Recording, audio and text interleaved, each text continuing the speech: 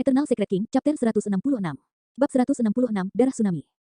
Tiga kilatan cahaya hitam merobek udara dan mendekat dalam sekejap mata dengan niat yang mengerikan. Kultivator berjubah hitam itu masih maju dengan momentum awalnya. Tanpa waktu untuk berpikir, dia langsung jatuh berlutut dan tubuhnya jatuh ke belakang. Dengan metode menghindar seperti itu, semua orang di belakang kultivator berjubah hitam menderita. Puff, puff, puff. Suara anak panah yang menembus daging terdengar terus-menerus saat darah berceceran di mana-mana. Ceritan tragis terdengar dan kerumunan jatuh ke tanah dalam kekacauan yang mengerikan. Karena kelembaman, lutut kultivator berjubah hitam meluncur jauh ke depan, merobek bagian bawah jubahnya dan menodainya dengan lumpur. Duduk tegak, ada bekas darah samar di antara mata kultivator berjubah hitam yang sangat mencolok. Meskipun dia sudah bereaksi sangat cepat, dia masih sedikit lebih lambat dan panah memotong gelabelannya. Seketika, pupil kultivator berjubah hitam menjadi gelap seperti tinta. Bahkan, bagian putih matanya pun diselimuti kabut gelap. Saat aura jahat menyelimutinya, dia memerintahkan dengan dingin, "Aku tidak peduli siapa yang menembakkan panah itu. Hari ini, kamu pasti akan." Sebelum dia bisa selesai, sebuah suara terdengar dari garpu. "Diam." Suara itu terdengar tidak sabar dan memerintah. Itu membuat marah kultivator berjubah hitam. Di sini, tidak ada orang lain yang bisa menyuruhnya berkeliling. Tepat ketika dia akan menyelesaikan kalimatnya dengan "mati pasti", kilatan cahaya dingin lainnya muncul disertai dengan suara mendengung. Itu adalah panah lain. Kultivator berjubah hitam tidak punya pilihan selain menelan kata-katanya sebelum dia bisa menyelesaikan dan membungkuk di atas tubuhnya yang diluruskan itu sekali lagi.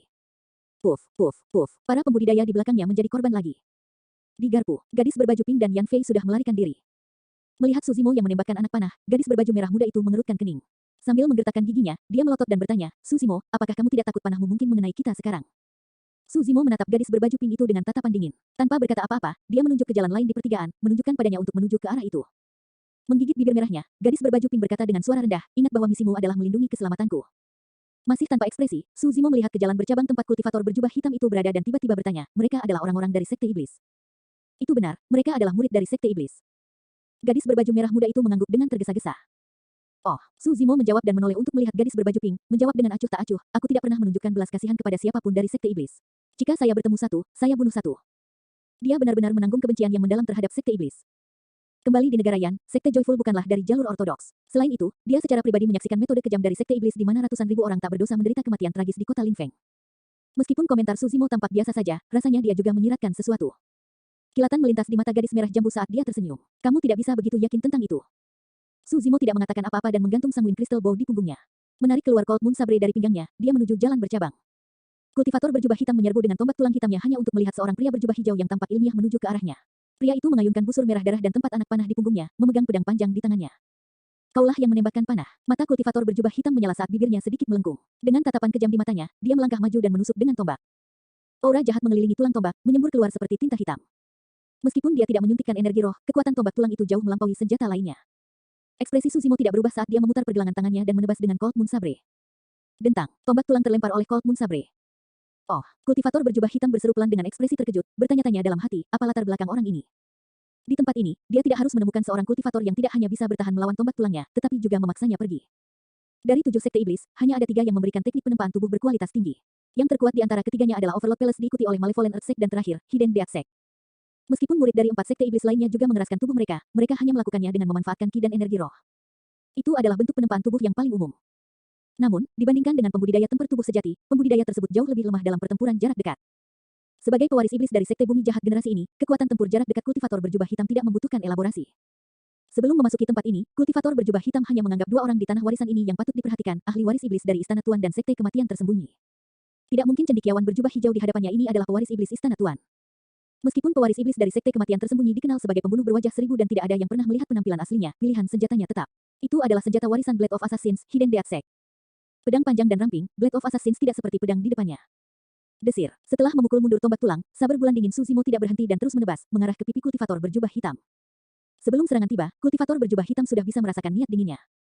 Jika bukan karena fakta bahwa dia telah mengeraskan tubuhnya dengan roh dan ki jahat selama bertahun-tahun, kultivator berjubah hitam itu mungkin telah menjadi kaku terhadap aura serangan itu. Seberapa kuat, kultivator berjubah hitam tidak berani gegabah saat dia buru-buru mundur dan menghindari serangan itu. Dalam waktu singkat, pembudidaya lain dari Sekte Bumi Jahat berkerumun dari jalan bercabang dan mengepung Suzimo. "Fufu, sayang sekali seseorang dari keahlianmu harus mati di sini." Tertawa, pembudidaya berjubah hitam menyalurkan garis keturunannya dan seketika, matanya menjadi hitam seperti tinta tanpa ada jejak putih di dalamnya. Aura jahat samar dipancarkan darinya. Dengan ekspresi acuh tak acuh, Suzimo menggoyang pedang di tangannya dan garis keturunannya mulai bergejolak juga. "Aku akan membiarkanmu memiliki penguburan yang layak hari ini." Kultivator berjubah hitam berteriak dan melepaskan kekuatan darahnya sebelum menyerang. Dengan jentikan tombak tulangnya, busur lingkaran besar muncul. Gas hitam berputar-putar saat ujung tombak berkibar, membuatnya sulit untuk mengatakan apa itu. Di samping, pembudidaya Sekte Bumi Jahat lainnya juga menyerang. Fufufu, Suzimo tertawa terbahak-bahak, matanya dipenuhi dengan niat membunuh. Guyuran, guyuran. Sebelum tawanya berakhir, kultivator berjubah hitam dan semua orang mendengar gemuruh lautan. Suara itu berasal dari tubuh cendekiawan berjubah hijau itu. Apa? Itulah suara ketika seseorang menyalurkan garis keturunan mereka. Sungguh garis keturunan yang kuat. Mungkinkah alam darah tsunami yang legendaris? Ekspresi semua orang berubah tak percaya. Teknik temper tubuh dibedakan menjadi kualitas tinggi dan rendah. Teknik penempaan tubuh berkualitas rendah hanya membuat kulit, daging, tendon, dan tulang seseorang menjadi lunak. Namun, teknik penempaan tubuh berkualitas tinggi dapat mencapai efek pertukaran darah menggunakan sumsum tulang. Untuk teknik penempaan tubuh berkualitas tinggi, akan selalu disebutkan bidang khusus untuk pertukaran darah amalgam timbal merkuri. Artinya adalah bahwa setiap tetes darah di alam itu akan seberat, sekeras, sepadat, dan sekuat timah dan merkuri. Itu adalah ranah pertukaran darah yang sangat tinggi dan sulit dicapai. Di atas amalgam timbal merkuri, ada alam yang lebih mistis, darah tsunami. Dikatakan bahwa jika kultivator yang ditempa oleh tubuh dari alam itu menyalurkan garis keturunannya, tubuhnya akan menghasilkan suara tsunami yang memancar dan meledak dengan kekuatan ledakan. Setiap kali seorang kultivator menyerang, dia akan membawa aura gelombang tsunami seolah-olah dia ingin memusnahkan dunia. Kekuatan seperti itu tak terbendung dan menakutkan melampaui kata-kata. Eternal Secret King, Chapter 167. Bab 167, aku akan membunuhmu terlebih dahulu. Semua orang terkejut ketika mereka mendengar suara darah tsunami. Segera, ekspresi kultivator berjubah hitam dan semua orang berubah sekali lagi, ketidakpercayaan menyebar di wajah mereka saat murid mereka berkontraksi. Bang, ledakan, ledakan, ada juga suara guntur yang samar di tengah suara tsunami. Itu dalam, kuat, dan mengejutkan. Apa ini? Mengapa ada guntur dalam suara tsunami itu? Setelah mengolah dua teknik pembersihan sumsum terbaik, alam Tsushimo tidak sebanding dengan darah tsunami belaka. Suara garis keturunannya seperti guntur, beresonansi seperti harimau dan macan tutul. Ini adalah suara guntur macan tutul harimau, sesuatu yang tidak pernah terdengar di daratan Tianhuang. Belum lagi kultivator berjubah hitam, bahkan iblis tingkat patriark dari sekte bumi jahat tidak akan bisa mengenali asal-usul garis keturunan ini. Setiap kali Tsushimo melepaskan kekuatan darahnya sekarang, dia tidak hanya akan memiliki keagungan tsunami, dia juga akan memiliki keganasan harimau dan macan tutul di samping kekuatan guntur yang kuat. Kilatan petir yang mempesona muncul di Cold Moon Saber dan menerangi kegelapan di sekitar mereka. Ekspresi kultivator berjubah hitam berubah drastis. Ki jahat memiliki atribut yin dan sebagian besar tersembunyi di bawah tanah di bawah 9 neraka. Apa yang paling ditakuti adalah kekuatan pantang menyerah seperti guntur. Tombak tulang yang dia pegang ditempa menggunakan ki jahat, bahkan hanya melambaikannya tanpa kuda-kuda akan menghasilkan kekuatan yang besar. Ditambah dengan ki jahat di garis keturunannya, kekuatan tombak tulang bahkan lebih besar. Tapi sekarang, kartu truf dari kultivator berjubah hitam itu ditekan seluruhnya oleh Tsushimo. Tanpa waktu untuk berpikir, kultivator berjubah hitam mencabut tombaknya bersamaan dengan momentum pertarungan yang berubah. Mencengkeram tombak tulangnya erat-erat dengan kedua tangan, dia menyerah pada serangan dan pergi untuk bertahan sepenuhnya. Dentang, Cold Moon Saber menghantam tulang tombak dengan keras. Ki jahat hitam pekat baru saja menyembur dari tombak tulang dan segera ditekan oleh gelombang petir yang cemerlang. Tubuh kultivator berjubah hitam itu bergetar kaget. Dengan gerutuan rendah, dia mundur berulang kali saat lengannya sangat sakit. Sebenarnya, dia tidak lebih lemah dari Tsushimo dalam hal kekuatan. Namun, kekuatan guntur adalah kelemahan bawaan untuk ki jahat. Bahkan jika kultivator berjubah hitam itu kuat, dia hanya bisa mengerahkan kurang dari 70% kekuatannya dan terpaksa mundur melawan Tsushimo. Jika ini adalah kasus pewaris iblis dari sekte bumi jahat, itu bahkan lebih buruk untuk yang lainnya. Balok pedang dan bayangan melintas berulang kali saat sekelompok pembudidaya sekte bumi jahat mengepung Tsushimo. Dia menyipitkan matanya. Tidak realistis untuk berpikir dia akan dapat membunuh pembudidaya berjubah hitam dalam waktu singkat. Jika dia ditahan oleh yang terakhir, dia mungkin akan jatuh ke dalam jebakan. Tidak peduli seberapa lemah para pembudidaya sekte bumi jahat itu, mereka juga adalah pembudidaya yang bertemperamen tinggi. Tsushimo tidak berani terlalu percaya diri. Matanya menyala saat dia meraung ke langit. Meledak dengan kakinya, dia berlari ke samping dan menebas dengan saber bulan dinginnya. Itu adalah serangan yang ganas. Dengan bunyi keras, senjata di tangan seorang kultivator sekte bumi jahat dipotong oleh Tsushimo. Seluruh tubuhnya terbelah menjadi dua saat darah menyembur keluar, memercikkan organnya ke tanah dan memenuhi udara dengan bau darah. Puff, puff. Tsushimo membalik tangannya dan Cold Moon Saber membuat dua busur lagi. Dua pembudidaya sekte bumi jahat merasakan sakit yang menyengat di tenggorokan mereka saat bekas luka darah tipis terbentuk di leher mereka. Setelah sedikit tertunda, kabut darah menyembur keluar dari mereka. Tsushimo melangkah ke samping dan menebas jalan berdarah dengan sikap mendominasi. Dia tidak berhenti sama sekali saat senjata mulai berjatuhan ke segala arah. Setelah dia bergegas keluar, Tsushimo hampir tidak berhenti sama sekali sebelum menyerang kembali. Swoosh! Dengan tebasan pedangnya, darahnya melonjak dan guntur bergemuruh. Ah, seorang pembudidaya sekte bumi jahat meraung dan menyalurkan darahnya. Dia mengangkat perisai besar dengan bagian atas tubuhnya dan menyerang. Ledakan, suara memekakkan telinga terdengar saat Cold Moon Saber mendarat di perisai. Tepat setelah itu, suara tulang retak bisa terdengar. Di balik perisai, wajah kultivator Malevolent Earthsec pucat pasi. Tulang-tulangnya benar-benar hancur saat dia jatuh ke tanah, batuk darah saat kehidupan terkuras darinya. Pukulan itu menyebabkan semua orang yang menonton gemetar ketakutan saat gigi mereka bergemeletup. Tsushimo sama sekali tidak mengetahui teknik pedang apapun. Semua serangannya ditemukan melalui pertempuran yang sebenarnya. Dengan serangan pedang besar, sikapnya luar biasa dan sangat kuat. Dari para pembudidaya sekte bumi jahat, pembudidaya berjubah hitam adalah satu-satunya yang bisa menahan kekuatan Tsushimo secara langsung. Selebihnya, hasil terbaik adalah senjata mereka dipukul jauh dari tangan mereka. Yang terburuk adalah kematian di tempat. Karena tidak ada yang bisa menghadapi Tsushimo secara langsung, banyak pembudidaya dari sekte bumi jahat tidak dapat membentuk formasi serangan melingkar mereka. Nak, kamu dari sekte abadi. Kultivator berjubah hitam mengerutkan kening dan bertanya. Sekte abadi, Tsushimo mengerutkan kening. Dia hanya mengerti banyak hal yang tidak dia ketahui di masa lalu setelah bergabung dengan Ethereal Peak. Abadi, itu adalah kata yang tidak seorang pun memenuhi syarat untuk digunakan di dunia kultivasi dan banyak orang juga tidak berani melakukannya. Jika kultivasi abadi sesederhana itu, mengapa disebut kultivasi? Kembali di kota Ping yang ketika Tsushimo melihat makhluk sempurna Changlang, dia mengira itu adalah makhluk abadi yang didukung oleh sekte abadi. Namun kenyataannya, makhluk sempurna Changlang hanya bisa dianggap sebagai seorang kultivator dan Iridescent Cloud Palace hanyalah salah satu dari 5 sekte utama, bukan sekte abadi. Di dalam wilayah dinasti Zhou besar, tidak ada yang pernah mendengar tentang keberadaan sekte abadi. Kultivator berjubah hitam menganggap kesunyian Suzimo sebagai pengakuan dan merasa sedikit lebih baik secara internal. 9 sekte abadi dan 7 iblis setara, mereka adalah faksi teratas di daratan Tianhuang. Jika cendekiawan berjubah hijau ini adalah penerus sekte abadi, masuk akal jika garis keturunannya sekuat ini. Rekan Daois, kamu punya cukup nyali. Sebagai seseorang dari sekte abadi, beraninya kau ikut campur dalam urusan sekte iblis kami. Dari apa yang saya tahu, para pembudidaya dari ketujuh sekte iblis ada di sini hari ini. Selain aku, 5 ahli waris iblis lainnya juga ada di sini. Kultivator berjubah hitam mencemooh dengan dingin, kamu sebaiknya pergi sekarang. Jika Anda benar-benar bertemu dengan orang gila dari Istana Tuan, Anda tidak akan bisa pergi jika Anda mau. 7 sekte iblis, pewaris setan, Istana Tuan. Kata-kata itu sangat asing bagi Susimo dan dia belum pernah mendengarnya sebelumnya. Tapi, karena mereka berasal dari sekte iblis, tidak ada bedanya bagi Susimo, dia akan membunuh mereka semua. Oh, Suzimo mengangkat alisnya dan bertanya sebaliknya, jadi, itu artinya kamu adalah pewaris iblis dari sekte bumi jahat. Itu benar, kultivator berjubah hitam itu menjawab dengan bangga. Itu sempurna, mata Suzimo menyala terang dengan niat membunuh yang lebih ganas. Dia menyatakan dengan dingin, karena kita sudah bertemu, aku akan membunuhmu lebih dulu. Oh, kultivator berjubah hitam itu terguncang saat jantungnya berdetak kencang. Dia tidak menyangka bahwa pernyataannya tidak hanya akan gagal untuk menakut-nakuti Suzimo, tetapi malah menimbulkan niat membunuh. Secara teori, siapapun dari sekte abadi ingin menjaga jarak yang aman tidak peduli bagaimana jika mereka mendengar berita tentang pertemuan ahli waris iblis. Pengumpulan ahli waris iblis setara dengan pengumpulan penerus teratas dari sekte iblis. Dengan itu, pembudidaya Tianhuang daratan apalagi dengan level yang sama akan berani berlama-lama di tempat seperti itu. Itu kecuali murid warisan dari 9 sekte abadi dikumpulkan juga.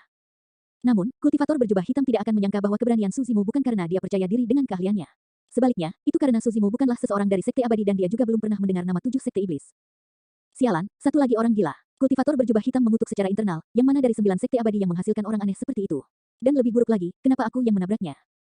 Sebelum pikirannya selesai, Suzimo sudah tiba sebelum dia. Ledakan. Dengan langkah bajak surga, sebuah jurang besar muncul di tanah. Itu adalah pemandangan yang menakutkan. Eternal Secret King, Chapter 168. Bab 168, mundur paksa. Dengan langkah bajak surga, aura Suzimo menjadi lebih kuat. Dalam sekejap, kultivator berjubah hitam memiliki halusinasi bahwa celah raksasa robek di langit di atasnya. Suzimo mengayunkan saber bulan dinginnya dan membentuk busur di udara. Membelah dengan kejam di kepala kultivator berjubah hitam, pedangnya dipenuhi dengan aura dingin dan niat membunuh yang tajam. Tidak berani berbenturan, pembudidaya berjubah hitam itu mengambil langkah ke samping dan meluncur di samping Suzimo. Tombak tulangnya menyerang seperti ular beludak dari sudut yang rumit. Oh, dia menyipitkan matanya. Saat itu, dia punya banyak pilihan. Dia bisa mengusir tombak tulang yang masuk dengan Cold Moon Saber atau dia bisa menghindari serangan dan membalas setelahnya. Namun, kedua opsi tersebut akan menghilangkan keuntungan yang baru saja dikumpulkan Suzimo. Selain itu, tidak pantas baginya untuk melawan pihak lain secara berlebihan mengingat keadaan seperti itu di mana dia dikelilingi oleh banyak musuh. Cara terbaik untuk keluar dari situasi ini adalah dengan membunuh pembudidaya berjubah hitam menggunakan metode guntur. Itu akan menghancurkan pikiran para pembudidaya sekte bumi jahat sepenuhnya. Menghadapi tombak tulang yang masuk, mata Suzimo berbinar dan dia berteriak, serangan yang bagus. Dia tidak menghindar atau menghindar sama sekali. Sebaliknya, dia membuka telapak tangannya seperti kipas dan meraih tombak tulang. Pada saat yang sama, Suzimo mengubah strategi dan menghentikan pukulannya ke bawah. Menjentikkan pergelangan tangannya, dia memegang Cold Moon Saber secara terbalik dan menebas ancaman kultivator berjubah hitam itu. Kamu pasti mencari kematian. Kultivator berjubah hitam mendengus dengan dingin. Tidak ada yang bisa bertahan melawan tombak tulangnya dengan tangan kosong. Dia percaya bahkan orang gila dari Overlord Palace tidak bisa melakukannya. Kultivator berjubah hitam itu benar-benar yakin bahwa dia akan menikam dada Suzimo setelah menghancurkan lengannya, menusuk jantungnya dan membunuhnya di tempat. Tepat saat telapak tangan Suzimo hendak melakukan kontak dengan tombak tulang kultivator berjubah hitam, perubahan aneh terjadi. Bola petir tiba-tiba terbentuk di telapak tangan Suzimo. Itu luar biasa dan melingkar seperti ular berbisa listrik, bergerak tanpa henti.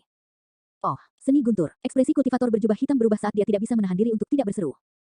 Meskipun saber bulan dingin Suzimo memiliki kilatan petir di atasnya sebelumnya, tidak ada yang berpikir terlalu banyak, mereka hanya berasumsi bahwa itu mirip dengan tombak tulang dan terbuat dari bahan roh unik yang memiliki atribut petir. Itu hanyalah senjata roh. Tapi sekarang, bola petir terbentuk di telapak tangan Suzimo. Apa artinya itu? Pikiran pertama kultivator berjubah hitam adalah bahwa itu adalah seni guntur. Namun, dia menyadari bahwa itu tidak mungkin. Dengan formasi kunci roh kuno, semua penggarap pendirian yayasan telah mengunci energi roh mereka. Bahkan jika cendekiawan berjubah hijau ini berasal dari sekte abadi, dia tidak terkecuali. Garis darah. Tiba-tiba, sebuah pikiran melintas di benak kultivator berjubah hitam itu. Saat Suzimo mengalirkan darahnya sebelumnya, tidak hanya mengeluarkan suara tsunami tapi juga gemuruh guntur. Kekuatan guntur ini berasal dari garis keturunannya. Seperti yang dipikirkan kultivator berjubah hitam, telapak tangan Suzimo telah melakukan kontak dengan tombak tulang. Seketika, ki jahat pada tombak tulang menghilang ke dalam kehampaan dan bubar. Kultivator berjubah hitam tidak terganggu. Meskipun kekuatan guntur dapat menekan ki jahat di tombak tulangnya, bagaimanapun juga telapak tangan Suzimo adalah daging dan darah dan tidak bisa dibandingkan dengan tombak tulangnya. Dengan ekspresi liar di wajahnya, mata kultivator berjubah hitam itu memancarkan kekejaman. Dia meraung dan mengerahkan kekuatan di kedua lengannya, menggoyang tulang tombaknya, bertekad menghancurkan telapak tangan Suzimo. Tiba-tiba, ekspresi kultivator berjubah hitam itu membeku. Telapak tangan Suzimo tiba-tiba melunak dan melilit tombak tulangnya seperti lidah. Bam! Tombak tulang itu bergetar dan mengeluarkan suara dering yang tumpul. Ah! Berteriak kesakitan, telapak tangan kultivator berjubah hitam itu hancur berkeping-keping. Darah berceceran di mana-mana saat tombak tulang terbang dari tangannya. Pada saat yang sama, dia merasakan niat dingin yang menyerang dari sisinya yang membuatnya merasa seolah-olah dia telah jatuh ke dalam gua es. Saber bulan dingin menebas. Tidak baik, jantung kultivator berjubah hitam itu berdetak kencang. Sudah terlambat saat dia ingin menghindar. Pilihan Suzimo untuk menerima tombak tulang kultivator berjubah hitam dengan tangan kosong hanya agar dia bisa membunuh yang terakhir dalam satu gerakan. Dengan kematian kultivator berjubah hitam, kultivator lain dari sekte bumi jahat yang seperti ayam dan anjing tidak akan menjadi ancaman baginya. Oh, tiba-tiba, seolah merasakan sesuatu, ekspresi Suzimo sedikit berubah. Dalam sepersekian detik, sebuah peringatan muncul di hatinya dan dia merasakan niat membunuh yang dingin. Itu adalah niat membunuh yang familiar. Dia merasakan ini dari pembunuh yang berpura-pura menjadi mayat ketika mereka baru saja memasuki tempat ini. Suzimo tidak tahu kapan mayat itu menyusup ke tempat ini dan menyamar sebagai apa kali ini. Satu-satunya hal yang dia tahu adalah bahwa dia akan dimakamkan di sini jika dia lebih lambat. Memikirkan hal itu, Suzimo menghentikan saber bulan dinginnya. Kultivator berjubah hitam, bagaimanapun juga, adalah pewaris iblis dari sekte bumi jahat. Dia telah melalui pertempuran yang tak terhitung jumlahnya dan tidak mungkin dia akan melepaskan kesempatan seperti itu. Bersandar ke belakang, pembudidaya berjubah hitam itu mendarat di tanah dengan kokoh dan mundur dengan marah. Suzimo juga tidak tinggal di tempat yang sama. Tiba-tiba, dia melangkah ke samping dan menurunkan tubuhnya, menggunakan kedua tangan dan kakinya di tanah seperti ular sanca raksasa yang sedang mengayun-ayunkan rumput. Sing, pedang panjang dan tipis mendarat di tempat Suzimo berdiri sebelumnya, meninggalkan bekas luka pedang yang mengejutkan di tanah. Jika Suzimo setengah langkah lebih lambat, lubang berdarah akan muncul di tubuhnya. Orang yang menyerang pedang itu bercampur dengan para pembudidaya dari sekte bumi jahat. Meskipun dia terlihat tidak berbeda dari orang lain, pedang panjang dan tipis yang dia pegang tampak unik. Tatapannya mendarat di pedang, kultivator berjubah hitam itu menyipitkan matanya dan berteriak pelan, "Asasin berwajah seribu." Meskipun identitas pembunuh berwajah seribu itu terungkap, tidak ada fluktuasi dalam ekspresinya dan tatapannya menyatu tanpa kilau. Tanpa mengucapkan sepatah kata pun, pembunuh berwajah seribu itu menjentikkan pergelangan tangannya dan pedang panjang dan tipis itu menghilang secara aneh. Setelah itu, tubuhnya berkelebat seperti hantu dan dia menghilang ke dalam garpu. Dengan serangan yang meleset itu, dia kabur tepat di tempat dan tidak memberi kesempatan pada Suzimo. Mata kultivator berjubah hitam berkedip saat dia melambaikan tangannya dan berkata dengan suara yang dalam, "Ayo pergi." Segera setelah dia mengatakan itu, pembudidaya berjubah hitam melanjutkan ke pertigaan dengan banyak pembudidaya sekte bumi jahat mengikuti. Ekspresi Suzimo berubah. Setelah mempertimbangkan pilihannya di tempat, dia berbalik dan pergi, menuju ke arah gadis berbaju pink. Meskipun itu adalah pertukaran pukulan singkat, kejadian ini pasti akan menimbulkan kehebohan jika dunia kultivasi mengetahuinya. Bukan sembarang orang yang bisa memaksa mundur dari dua ahli waris iblis seorang diri.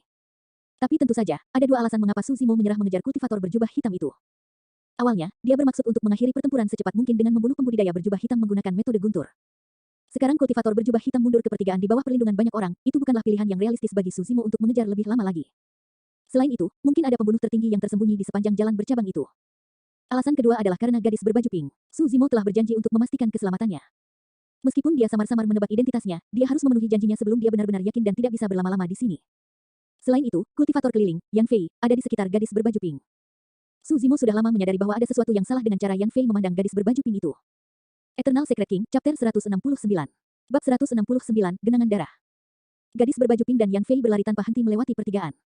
Kepala Yan Fei diturunkan dan matanya berkilat dengan ekspresi yang berubah, tidak ada yang bisa membaca pikirannya. Setelah beberapa saat, kilatan dingin melintas di mata Yan Fei seolah-olah dia telah memutuskan sesuatu. Bergerak maju tiba-tiba, dia menyematkan gadis berbaju pink ke dinding.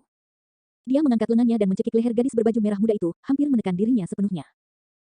Gadis berbaju merah muda mendengus pelan dan mengerutkan kening, bertanya, "Apa yang kamu lakukan?" Itu menyakitkan. Suara lembut gadis berbaju merah muda menggoda dirinya sendiri ke dalam hati Yan Fei, menyebabkannya berdetak kencang. Secara naluriah, dia melonggarkan cengkramannya meskipun dia tidak melepaskan lengannya. Mencondongkan tubuh, Yan Fei menatap tajam ke arah gadis bermata merah muda itu. Dia berbicara dengan kelembapan hangat di napasnya, "Demoneschi, apakah kamu benar-benar berpikir aku seperti orang bodoh dari sekte pegunungan selatan? Kamu mengira aku datang ke tempat ini karena aku juga tersihir oleh pesonamu? Apa yang kamu bicarakan?" Gadis berbaju merah muda itu mengedipkan matanya yang besar dan polos dan bertanya dengan bingung. Fufufufu, Yan Fei tersenyum mesum, "Berhenti berpura-pura. Orang lain mungkin tidak tahu identitas Anda, tetapi murid sekte iblis mana yang tidak tahu siapa Anda? Lagi pula, aku sudah lama mengingini tubuhmu, hehe." Tatapan gadis berbaju merah muda menjadi dingin saat dia bertanya, "Kamu dari Cloud Rain Sect?" Cerdas, Yan Fei memuji. Tidak heran kamu gadis murni generasi ini. Dengan ekspresi yang tidak berubah, gadis berbaju pink itu bertanya lagi, "Apakah Sang Guan Yu mengirimmu?" Dia, Yan Fei mencemooh dengan dingin, "Meskipun dia adalah pewaris iblis dari Cloud Rain Sect, dia tidak bisa memerintahku. Selama saya mendapatkan tubuh Anda, saya akan membuat nama untuk diri saya sendiri di dalam sekte iblis dan mendapatkan peningkatan besar dalam kekuatan saya. Aku akan menginjak-injak Sang Guan Yu di bawah kakiku dan menggantikannya menjadi pewaris iblis baru dari sekte hujan awan. Demoneschi, serahkan esensi gadis murni yang berharga di tubuhmu kepadaku. Kamu melakukannya di sini. Bagaimana jika seseorang datang?" Akhirnya, sedikit kepanikan muncul di mata gadis berbaju merah muda itu saat dia bertanya dengan suara gemetar. Yan Fei tertawa. "Jangan khawatir, aku akan segera membawamu keluar dari tempat ini agar kita tidak terlibat dalam kekacauan ini. Selama saya mendapatkan esensi gadis murni Anda, tidak masalah apakah kami mendapatkan warisan tempat ini atau tidak. Selain itu, ada orang gila dari Overlord Palace. Bahkan jika beberapa dari kalian ahli waris setan menggabungkan kekuatan, kalian mungkin bukan tandingannya. Saudara Yan, jika saya kehilangan keperawanan saya, status saya sebagai gadis murni akan hilang dan saya tidak akan bisa tinggal di sekte lagi. Bisakah kamu tidak meninggalkan Yaner?" Gadis berbaju merah muda menangis saat dia berkata dengan menyedihkan, "Kakak Yan, selama kamu tidak mengecewakanku, aku bersedia melayanimu seperti budak selama sisa hidupku tanpa meninggalkanmu." Hati Yan Fei melunak. Untuk gadis murni dari Sekte Iblis mengemis dengan menyedihkan, tidak ada orang yang bisa menolak permintaan seperti itu tanpa perasaan. Namun, hari ini adalah kesempatan langka yang Yan Fei tidak mungkin menyerah. Yaner, jangan khawatir. Selama aku mendapatkan sari gadis murnimu, aku pasti tidak akan meninggalkanmu. Yan Fei menjawab dengan lembut, kamu juga di bawah Cloud Rain Sect. Jika saya menjadi pewaris iblis Cloud Rain Sekte, saya tidak akan kekurangan wanita di sekitar saya. Namun, aku jamin akan selalu ada tempat untukmu. Apakah begitu? Saat itu, gadis berbaju merah muda menghembuskan nafas dengan aroma bunga. Mengangkat kerudungnya dengan lembut, dia mengungkapkan senyum tanpa cacat dan kilatan merah muda yang mencuri jiwa berkedip-kedip melalui matanya. Yan Fei sedikit terkejut dan ekspresinya menegang, kebingungan sesaat muncul di matanya. Tidak baik, saat berikutnya, dia terkejut. Saat dia akan mengerahkan kekuatan melalui lengannya, dia merasakan sakit yang berdenyut di dadanya saat energinya terkuras. Pada saat Yan Fei linglung, gadis berbaju merah muda itu tiba-tiba memukul dan meninju dada Yan Fei dengan keras, melukai jantungnya dengan parah. Tepat setelah itu, lengannya naik ke dada Yan Fei seperti ular yang cantik. Melebarkan jari-jarinya yang ramping, dia mencengkeram tenggorokan Yan Fei. Patah. Tatapan gadis berbaju pink itu sedingin es dan dia sangat tegas, mencubitnya tanpa ragu. Tenggorokan Yan Fei pecah dan dia mati di tempat, matanya dipenuhi kemarahan. Seluruh proses berlangsung untuk waktu yang sangat singkat. Ketika tubuh Yan Fei ambruk ke tanah, gadis berkerudung merah muda itu jatuh perlahan dan menutupi wajahnya yang menggairahkan itu sekali lagi. Su Zimo baru saja tiba tepat waktu untuk melihat gadis berbaju merah muda menarik tangannya. Telapak tangannya halus seperti batu giok, bersinar dan halus. Sulit membayangkan bahwa telapak tangan begitu indah sehingga tampak seperti harta paling berharga di dunia. Meskipun dia baru saja membunuh seseorang, tidak ada setetes darah pun di telapak tangannya. Setelah membunuh Yan Fei, gadis berbaju merah muda itu merasakan sesuatu dan melirik ke samping. Saat dia melihat Su Zimo, rasa dingin di tatapannya menghilang. Merintih, dia menerkam seperti burung layang-layang yang kembali ke sarangnya sambil berkata, Kakak Su, itu panggilan yang dekat. Aku hampir diintimidasi tadi. Ekspresi Su Zimo acuh tak acuh, sama sekali tidak tergerak. Ketika dia menerkamnya, dia mengambil langkah ke samping dan mengelak ke samping. Melontarkan dirinya ke udara, gadis berbaju pink itu cemberut dengan bibir merahnya dengan keluhan dan kebingungan. Air mata menggenang di matanya yang seolah-olah bisa mengalir kapan saja. Setelah berhenti sejenak, gadis berbaju merah muda itu sepertinya mengingat sesuatu saat dia bertanya dengan prihatin, Kakak Su, kamu baik-baik saja? Apakah orang-orang dari sekte bumi jahat yang jahat itu menyakitimu? Su Zimo tidak menjawab dan tiba-tiba berkata, ayo lanjutkan. Ya baiklah, gadis berbaju pink itu mengangguk patuh. Karena itu tanah warisan sektemu, kamu tahu apa yang harus diwariskan, kan? Sepanjang jalan, Su Zimo bertanya dengan santai. Mungkin beberapa teknik kultivasi atau keterampilan rahasia. Gadis berbaju merah muda menjawab dengan ambigu, lagi pula, aku juga belum pernah ke tempat ini sebelumnya, jadi aku tidak tahu detail pastinya. Berhenti sejenak, dia melanjutkan, tapi aku punya perasaan bahwa kita hampir mencapai akhir. Di jalan bercabang bawah tanah, selalu ada kabut hitam tipis yang mengeluarkan bau samar darah. Saat Su Zimo dan gadis berbaju pink masuk lebih dalam, bau darah semakin kental. Su Zimo berspekulasi bahwa meskipun ada banyak jalan bercabang yang rumit di bawah tanah, jika mereka menuju ke satu arah, semua jalan itu akan mengarah ke titik akhir yang sama. Cukup benar. Setelah berjalan beberapa saat, Su Zimo dan gadis berbaju merah muda keluar dari pertigaan lain. Pemandangan di depan mereka berubah dan tiba-tiba menjadi cerah. Ini adalah area yang sangat luas. Di sekitar mereka, dinding gunung terjal dengan banyak retakan padat. Retakan itu mengarah ke garpu penghubung yang tak terhitung jumlahnya di luar. Di tengah tempat ini ada kolam raksasa dengan permukaan yang berkilauan. Dari sinilah kabut hitam berembus keluar. Su Zimo memusatkan pandangannya dan tidak bisa menahan napas dalam-dalam saat rasa dingin menjalar di punggungnya. Warna kolam itu gelap dan merah mengerikan. Itu adalah genangan darah. Berapa banyak darah orang yang dibutuhkan untuk membentuk kolam seperti itu? Gadis berbaju merah muda memandangi genangan darah dengan kilatan dan semangat di kedalaman matanya. Eternal Secret King, Chapter 170. Bab 170, Pewaris Setan berkumpul. Sekitar 100 kaki dari genangan darah, seorang kultivator dengan potongan dengungan duduk dalam posisi teratai. Ada tombak hitam tebal tertanam di tanah di sampingnya, bahkan lebih tinggi dari Su Zimo. Kultivator Bascut menutup matanya. Bernapas dengan mantap, wajahnya setajam pisau dan bagian atas tubuhnya telanjang. Setiap inci dari ototnya bersinar dengan kilau perunggu, seolah disiram dengan baja cair, itu memberikan perasaan kekuatan. Tidak ada seorang pun dalam radius 100 meter di sekitar orang itu, hanya ada tombak yang panjang dan tebal. Saat Su Zimo melihat orang itu, dia merasakan tekanan yang sangat besar. Itu adalah aura kekerasan yang tak terkendali yang mendominasi seluruh tempat. Orang itu sangat kuat, jantung Su Zimo berdetak kencang. Meskipun kehadiran formasi kunci roh kuno berarti bahwa seseorang hanya bisa mengandalkan keterampilan tempur jarak dekat mereka, Su Zimo tidak terkalahkan. Dia hanya berada di bagian pembersihan sumsum dari The Mystic Classic of the 12 Demon Kings of the Great Wilderness dan itu belum menjadi penguasaan yang lebih besar. Bahkan dengan dukungan dari sutra pembersihan sumsum dari Void Thunder Manual, kekuatannya hanya setara dengan seorang penggarap pendirian yayasan tahap akhir. Gadis berbaju merah muda sedikit mengernyit ketika dia melihat pembudidaya Bascut. Pewaris iblis dari Istana Tuan, Pang Yue. Dianggap oleh banyak murid sekte iblis sebagai orang gila dari Istana Tuan, Pang Yue mendominasi dalam tindakannya dan memiliki kekuatan tempur yang ekstrim. Dia juga satu-satunya yang begitu percaya diri untuk pergi ke tempat ini sendirian. Di ujung lain dari kumpulan darah berdiri lebih dari 100 kultivator dalam bangun yang sama, jelas mereka berasal dari faksi yang sama. Memimpin mereka adalah seorang pria berjubah ungu. Tangan di belakang punggungnya, dia memiliki tatapan yang dalam dan misterius. Matanya tampak seperti mampu memancarkan cahaya ilusi yang bisa menyihir hati seseorang. Di sisi kultivator berjubah ungu, ada puluhan kultivator lain dengan pemimpin mereka mengenakan jubah merah. Dengan bibir mengerucut, wajahnya tanpa ekspresi dan tatapannya sangat dingin. Su Zimo mengalihkan pandangannya dan secara kasar dapat mengatakan bahwa tidak termasuk mereka, ada 3 faksi di tempat ini. Kultivator potong bas itu sendirian, kultivator berjubah ungu dengan ratusan kultivatornya yang aneh dan kultivator berjubah merah dengan lusinan kultivatornya. Tentu saja, bisa juga 4 faksi. Jika Su Zimo benar, mayat yang mencoba membunuhnya 2 kali sebelumnya seharusnya bukan salah satu dari ketiga faksi ini. Termasuk dia, ada 4 faksi. Jika mayat itu ada di sini, mengingat keterampilan penyamarannya, dia tidak akan ditemukan oleh Suzimo sampai dia mengeluarkan niat membunuh. Ketika Suzimo dan gadis berbaju merah muda tiba, para pembudidaya dari 3 faksi bereaksi berbeda. Kultivator Bascut tidak bergerak, dia bahkan tidak membuka matanya. Kultivator berjubah ungu memandangi gadis berbaju pink dan menyeringai dingin. Kultivator berjubah merah itu acuh tak acuh dingin dan tetap diam. Kesamaan dari ketiga faksi tersebut adalah bahwa mereka semua secara tidak sadar mengabaikan Suzimo. Saat itu, di pertigaan jalan tidak jauh dari situ, sekelompok pembudidaya tiba. Mereka dipimpin oleh seorang pria berjubah hitam, mereka adalah pembudidaya sekte bumi jahat yang telah bertukar pukulan dengan Suzimo sebelumnya. Ketika kultivator berjubah hitam melihat Suzimo, pupilnya sedikit mengerut dan ada kilasan niat membunuh. Awalnya, pembudidaya berjubah hitam membawa lebih dari 100 orang bersamanya. Namun, lebih dari 20 dari mereka terbunuh setelah baku tembak singkat dengan Suzimo. Bahkan, dia hampir mati juga. Tak lama kemudian, beberapa orang lain muncul. Mereka dipimpin oleh seorang pria yang sangat tampan. Memegang kipas lipat, pria itu memiliki kulit seperti batu giok. Matanya mirip dengan bintang yang berkilauan dan dia memiliki sikap yang luar biasa. Ditambah dengan satu set jubah putih, dia adalah apa yang orang sebut sebagai pria yang gagah. Pria itu membawa senyum tipis dan memiliki tatapan lembut. Dibandingkan dengan potongan bas dan pembudidaya berjubah ungu, dia dianggap normal dan sepertinya dia bukan dari sekte iblis. Pria berjubah putih itu ditemani oleh 4 wanita cantik. Mereka semua memiliki penampilan yang cantik dan sosok yang anggun, memancarkan gaya mereka sendiri yang berbeda. Memalingkan pandangannya, pria berjubah putih itu menatap gadis berbaju pink dan berkata dengan lembut, "Yaner, tempat ini sangat berbahaya. Datang ke sisiku." Hehe, gadis berbaju pink itu terkekeh. Sang Guan Yu, maaf mengecewakanmu. Tapi, orang bodoh dari sekte hujan awanmu dibunuh olehku. Oh, kultivator berjubah putih bernama Sang Guan Yu sama sekali tidak tampak terkejut saat dia mengangguk. Yan Fei, saya berharap dia akan mati. Hanya saja, saya tidak berpikir bahwa dia akan mati begitu cepat. Kupikir setidaknya dia bisa tiba di sini bersamamu. Meskipun dia adalah murid dari sekte hujan awan, dia melakukan kesalahan yang paling keji, jawab gadis berbaju pink itu. Fufu, Sang Guan Yu tertawa. Dia hanya murid sekte iblis biasa. Bagaimana dia bisa cocok dengan gadis murni dari sekte iblis kita? Itu normal bahwa dia akan mati. Berhenti sejenak, Sang Guan Yu mengalihkan pandangannya ke Sang Guan Yu dan mengipasi dirinya sendiri, bertanya dengan sikap santai, "Yaner, siapa itu?" "Dia pengawalku." Gadis berbaju merah muda itu berjalan maju, melingkarkan lengannya di bahu Suzimo, dan menjawab dengan suara lelah. Oh, Sang Guan Yu tersenyum dan berkata dengan lemah, "Dia cukup mampu untuk sampai ke sini, sayang sekali dia akan mati." Saat itu, Suzimo menoleh ke samping dan menatap gadis berbaju pink itu.